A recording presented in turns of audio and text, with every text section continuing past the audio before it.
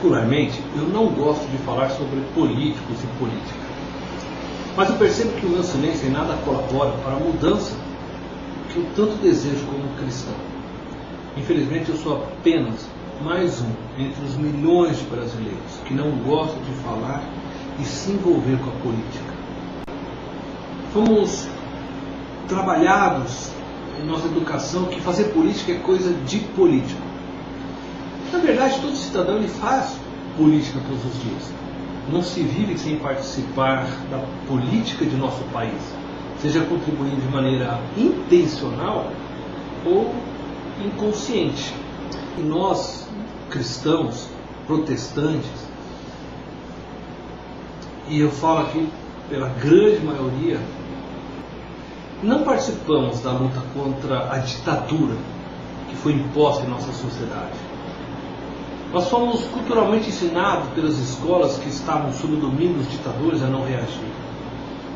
A minha tristeza ela se faz quando eu olho para a história e eu percebo que a maioria das nossas igrejas, buscando se manterem vivas em meio à ditadura, passaram a propagar a teologia da submissão passiva.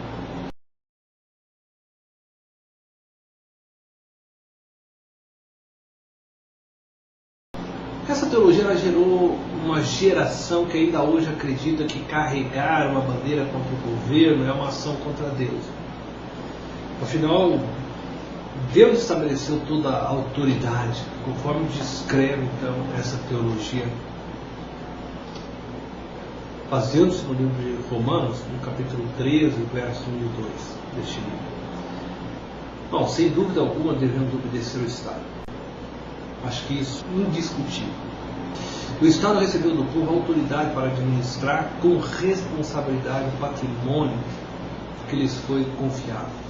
Servir com responsabilidade significa empregar todo o esforço e o patrimônio que o povo confiou em favor do povo. E principalmente da classe mais pobre, porque ela depende ainda mais do Estado.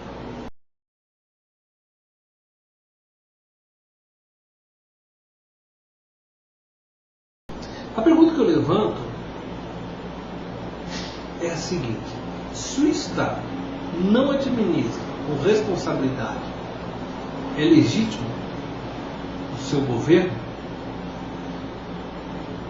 Bom, para responder a essa pergunta, eu vou levantar uma outra pergunta. Se o empregado não faz o que o patrão lhe manda fazer, é legítimo o seu trabalho? Me permite ainda fazer mais uma pergunta? Como que reagiria o patrão que tem um trabalhador que lhe rouba e não trabalha com responsabilidade? O Estado não é nada mais que o empregado do povo. Entretanto, olhamos para o Estado como se nós fôssemos os serviçais, como se fosse o Estado que pagasse para nós produzirmos o trabalho. Agora deixe-me voltar para a Bíblia. Afinal de contas, você deve estar querendo base bíblica para o que eu estou falando. Quero lembrá-lo que o apóstolo Paulo, mesmo que escreveu a carta aos romanos, ele não obedecia, por exemplo, a lei de adoração a César, que era imposta pelo governo de Roma, uma vez que esta infringia a lei de Deus. E é bom lembrarmos que Paulo estava debaixo de um governo monárquico, a qual o imperador, então, era a autoridade máxima. Então, por que Paulo não o fazia? Claro, porque Paulo compreendia que antes de obedecer aos homens, devemos obedecer a Deus. Mas isso não significava que Paulo quebrasse as demais leis de Roma, que ele não pagasse os tributos devidos, ou qualquer outra lei. Bom, mas eu queria levantar ainda uns outros exemplos.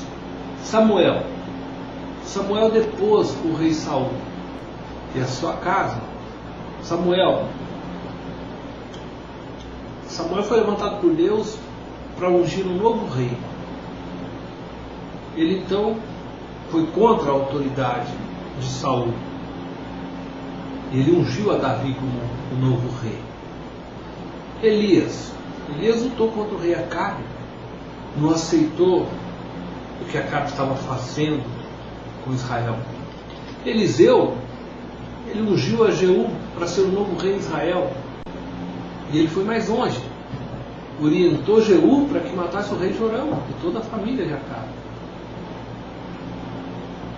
O que eu estou querendo mostrar com estes exemplos é que o povo de Deus sempre participou ativamente da vida política e socioeconômica de seu país. E por favor, não estou dando aqui autoridade para ninguém sair matando a qualquer político corrupto que seja, porque isso vai contra a vontade de Deus. A forma de Deus agir hoje em relação ao homem não é a mesma forma que Deus agia no Antigo Testamento, embora o Deus é o mesmo. Mas não podemos esquecer que a nossa luta não é mais contra carne e sangue, a nossa luta é contra o mundo espiritual, e nossas armas não são carnais mais, nossas armas são espirituais. Então, longe de mim de sairmos por aí pegando em armas, porque essa não é a nossa forma de lutar. Hoje nós devemos lutar com joelhos dobrados e devemos usar nossos atos para proclamar a verdade, para lutar pela justiça, usar as ferramentas que nós temos institucionais para isso. O que eu estou querendo dizer, enfim, é que fazer política não é pecado. Como se faz a política é que pode levar a torná-la pecaminosa.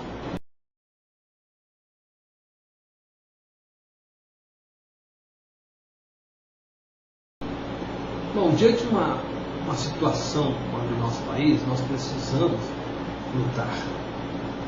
Nós precisamos, porque cabe a nós, cristãos, demonstrarmos o amor de Deus. Cabe a nós, cristãos, apresentarmos os valores do reino de Deus. Então precisamos lutar pela justiça. Precisamos falar para as pessoas que não têm condições de falar, conforme escreve Provérbios 31, verso 8 e 9, diz: abre a tua boca a favor do mudo, pelo direito de todos que se acham desamparados. Abre a tua boca, julga retamente, faz justiça aos pobres e aos necessitados. Então, pela justiça, abrir a boca e falar em nome dos pobres, necessitados e marginalizados, implica em sair nas ruas e colocar a cara para bater. E, se necessário for, dar a outra face.